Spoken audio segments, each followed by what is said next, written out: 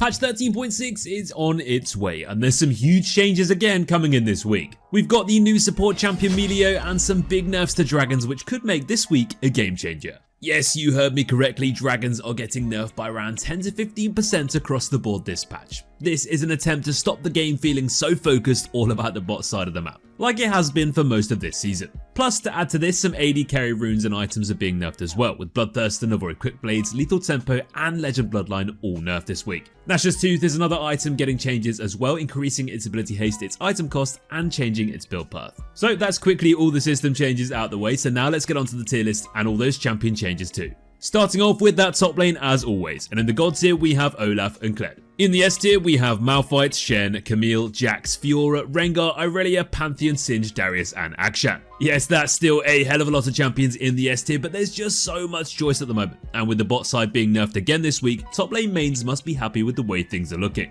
Now, although Malphite might not be the most exciting champion in the world, he is winning so many games. In lane, he's a fantastic counter to all those attack speed based AD bruisers. He's also very good into this AD carry heavy meta, where the priority is killing them and Malphite's ultimate just does that better than anything else. Well, except maybe Nautilus or Vi, but you get my point. Malphite will always be useful. No matter what happens in the game, he's always got that ultimate to engage and initiate fights. But the truth is, this isn't the main reason people are picking him. He's just so much stronger in lane than he's ever been before. He gets exceptionally tanky so quickly, he's shut down so many different types of matchups, and yeah, he just doesn't really have too many weaknesses. Malphite still does have those really difficult matchups like Mordekaiser and Silas, but if you pick him in the right ones, GG well played. Rengar in that top lane is just popping off. I mean, if you're good enough at Rengar, he's always been viable, but at the moment, he's way stronger than viable, and he's actually a little bit busted. You've got a few different build options. You can go for Assassin, you can go for Bruiser, you can go for a bit more of an off-tank path, but either way, you can just stomp so many lanes from as early as level 1. Those lane brushes in that top lane are Rengar's best friends, and if you can hop around them, deal tons of damage, and kill your enemy level 1 to 3, you're going to have a lot of fun, and you're probably going to be able to dominate the lane phase so hard that no one on the rest of the map is going to be able to deal with you. If you do want to stay up to date with the best Rengar builds and runes, then click the link in the description and download our desktop app. You can easily and quickly import the optimal Rengar top setup straight into your client and get started straight away on your solo queue adventures. We also wanted to talk about Darius in the top lane too, because he's still just such a top pick to go for. Darius is just so scary when he gets fed. He has incredible early game damage, so he does get fed pretty often, and the fact that teleport isn't quite as important these days means Darius with Flash Ghost is just so much stronger.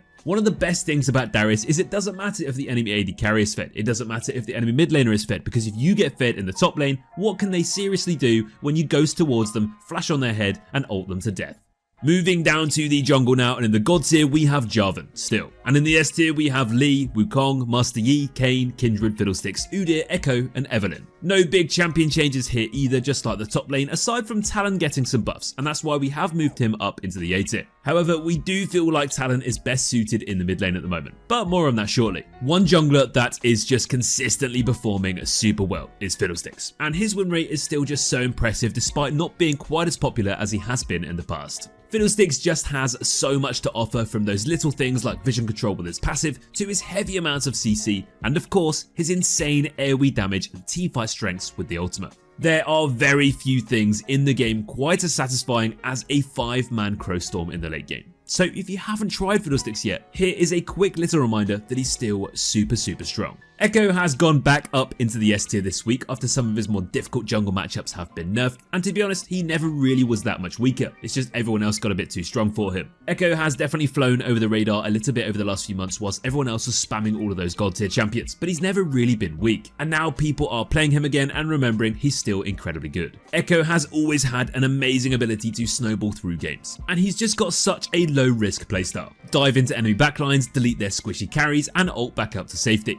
You can also play Initiator with that big W stun radius, you can also play on the back foot, you can also look for picks. There's so much this champion has to offer, and he really isn't quite as difficult as people think. Another champion in the jungle who's slowly climbing back to their best is Hecarim. Now with the recent jungle changes, power farming is getting more popular again, and Hecarim can just tear through jungle camps and get so much gold and experience from farming them. And before you know it, Hecarim will come out of the jungle with 300 CS, 3 completed items, and he'll start one-shotting everybody that he sees. Hecarim is just so hard to beat once he gets the ball rolling. Once he starts zooming around the map, he just deals so much damage, he heals off so much with that W, and he's so hard to get hold of because of that ultimate. So if you are a Hecarim fan and you haven't really been playing him recently because you're a little bit put off by the previous meta, well, now is the best time to play him before that ban rate starts climbing even harder than it already is.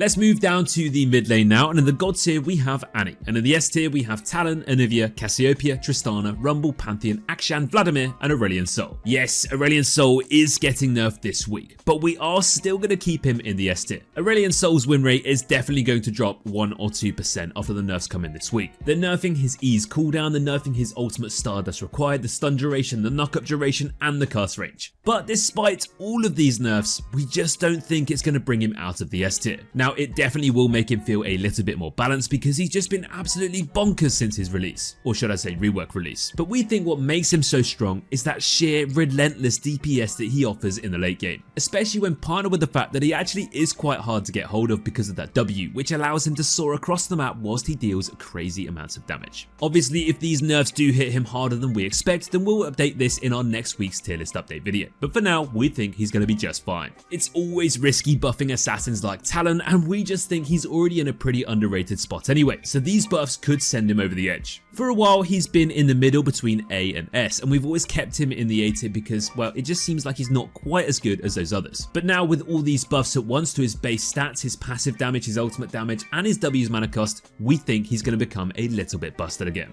I'm sure you all remember Season 11 and how much terror Talon was instilling in his enemies. So we're definitely advising you to keep an eye out for this guy. He can roam, he can burst, he can snowball, and he can carry so easily when he's in a good spot. So don't forget about him. Galio is a mid lane champion we just don't see too much of. And Riot are going to help out you Galio mains with some buffs this week. They're buffing his ease cooldown and his W's damage reduction as well. These changes probably aren't enough to make him absolutely broken, but they're definitely going to remind people that this champion actually exists. Galio is a crowd controlling burst mage in the mid lane who has fantastic roaming potential due to that ultimate. You can set up and initiate 5s, you can swoop in to save the day with your R, and honestly he's actually a lot more fun to play than people realise. The one thing about Galio if you are playing him is you do have to be on your toes. You need to be running around the map and making use of what your strengths are. And if you are good at adopting this playstyle, there's no reason not to play him. And with the buffs coming in this week, he's probably going to be even better.